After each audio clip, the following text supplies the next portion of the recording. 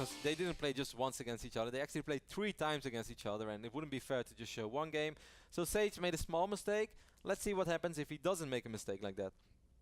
The second time they played was on Ekelon Waste, I believe. Let me just stop. No, actually the second time they played was on Belshire Vestige, and it's really cool because game 2 and 3 have something in common, and that kind of blows your mind if you think about it, how in many different ways a game can evolve, yet they have something incredibly in common. And I really thought this was fun. This is something I really looked at as well, and I kind of wonder if this was a coincidence or if this was all on purpose. So I am just going to fast forward this replay in the start. MMA is of course our Korean Terran representing Acer, while Sage was representing Root. So this is the moment where Sage got revived. So this is the moment where, hey Sage, we need you to take out this MMA guy, because he just took out 4 guys from Root on a row. This was really sick, by the way. Somehow Sage did not scout this. He was a second too late, but still not the end of the world, because we saw in game 1 he handles it pretty damn well. If you guys ask me right now, like, hey Rotti, I'm a Terran player too, how do you feel about this opening from MMA?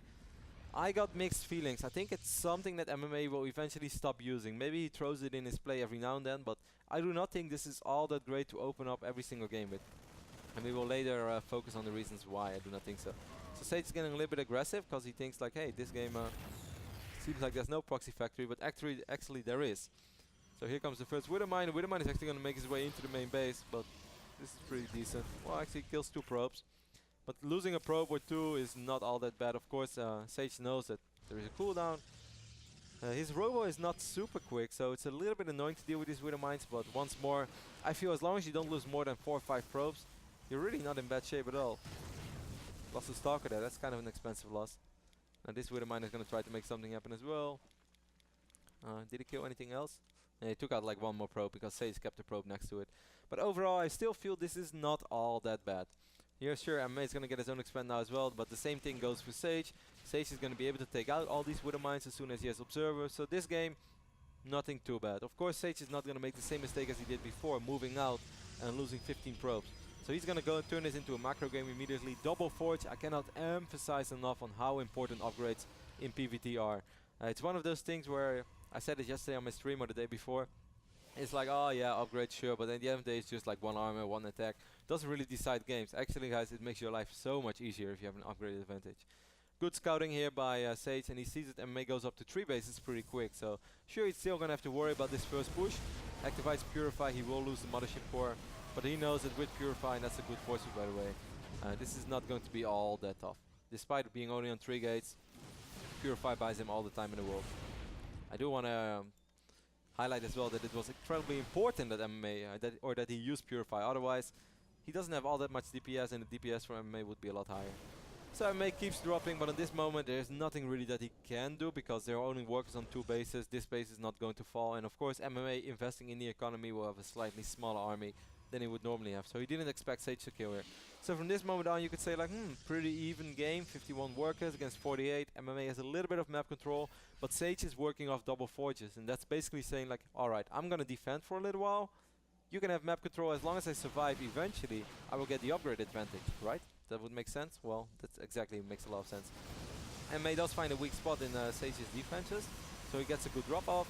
He's gonna pick up the robotics facility. Take a look right now. There are still 4 observers on the map, so losing a robo is bad, but if you have 4 observers out already, it's not really the end of the world, and he should be more than fine. Remaking his Mothership Core as well.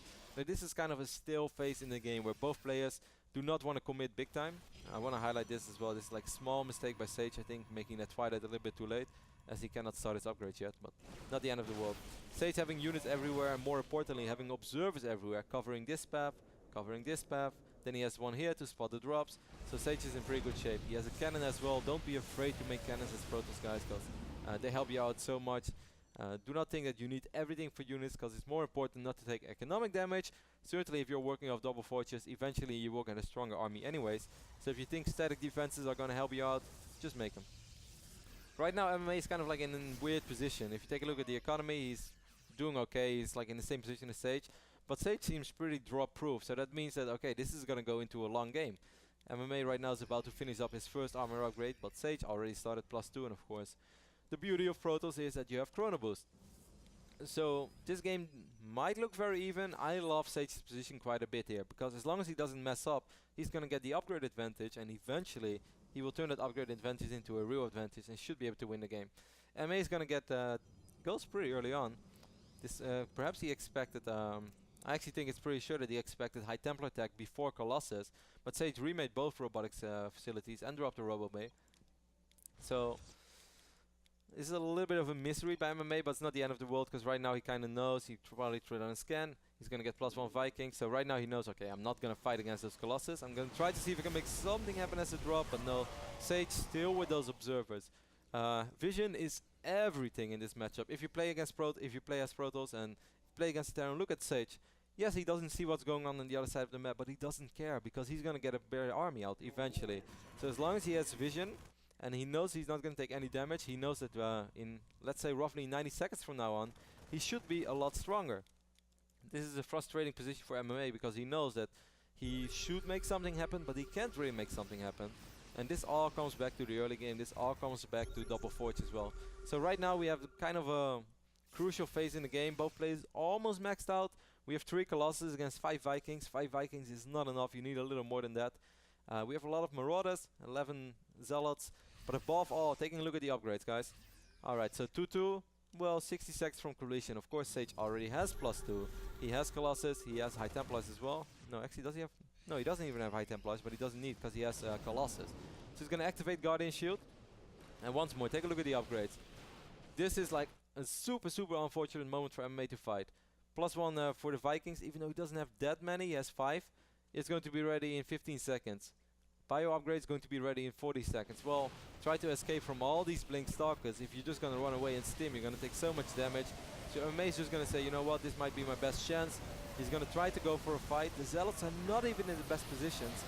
And it's hard to really say in a fight like this, like, hey, how much do those upgrades matter? Well, guys, I guarantee you they made a world of difference. If those bio units have 2-2, those Marauders would rip through the Stalkers a lot quicker. And this would have been much more of an even fight. Eventually, MMA is forced to back off.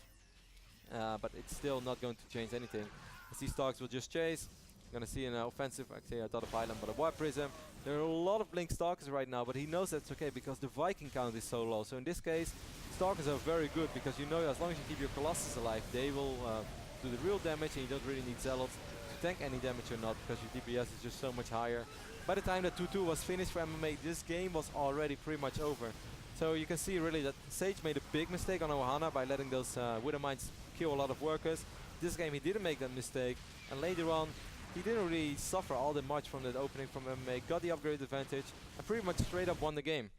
Now you guys might wonder, like, these games are not really the most exciting games of all time. Why are you showing this?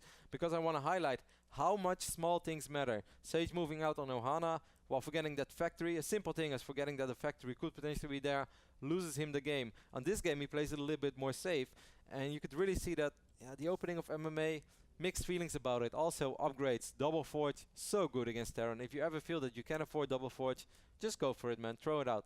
So we're going to take a look at the final game between Sage and MMA before heading into the first commercial break, because they played 3 times against each other. So now MMA kind of knows how the game would unfold if he doesn't deal a lot of damage, and Sage knows what he definitely shouldn't do. So now game 3 is obviously going to be pretty exciting.